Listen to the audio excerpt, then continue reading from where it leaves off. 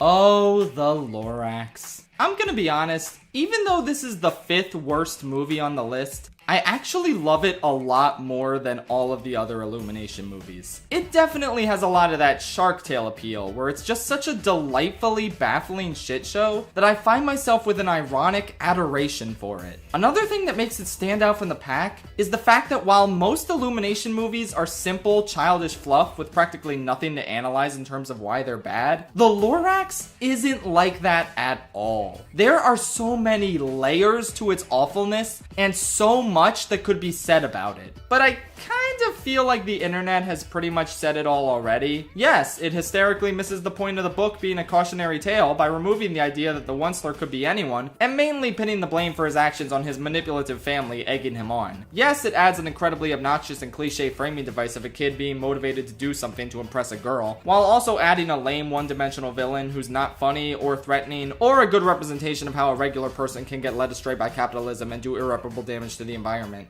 Yes, the fact that this movie has an unambiguously happy and optimistic ending robs children of the urgency of the original story instilled in them to take care of the planet. Yes, the songs are not bad, all things considered, yet they pale in comparison to the incredible rock opera ballad Biggering, which was cut from the movie for being too anti-corporate. And it fucking slaps, and you should listen to it right now. Yes, the fact that the marketing for the movie insisted that products that were bad for the environment were Lorax approved, which is a sentiment that within the movie itself is portrayed as a bad and dishonest thing, and overall it's a genuinely dystopian concept brought to life by our good friends at Illumination. Every bad thing anyone has ever said about this movie on the internet is absolutely true. And at this point, is there really anything I can add that hasn't already been said? Well, yeah.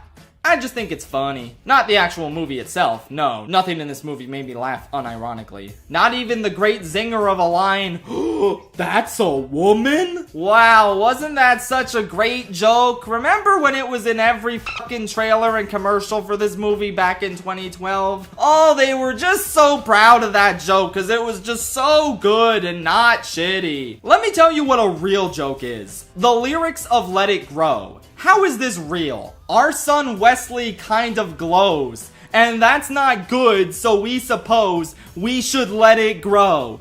Oh, really? Oh, you're just now realizing that it's not good that your son has been swimming in radioactive waste and that he glows bright green. You didn't think that was a problem until you saw that all the trees were chopped down? It's almost like it makes absolutely no sense that all the townspeople immediately go from loving their fake plastic wasteland to realizing, oh wait, we should probably bring the trees back. Also, it's not good that Wesley is glowing? That's it?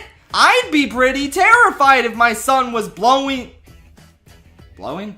I'd be pretty terrified if my son was glowing bright green for a prolonged period of time, but you two summarize this whole situation as being not good? Who made this stupid ass piece of movie? Oh yeah, right, of course. I don't even know what else to say at this point. I guess the animation is nice and colorful, and it holds up pretty well for being 10 years old. And Danny DeVito as the Lorax is just perfect casting, which kinda got wasted since his writing wasn't funny. Ed Helms also does a pretty good job as this hipster version of the Once-Ler. Speaking of which, I should probably answer the big question that's on everyone's minds. Do I think the Once-Ler is sexy?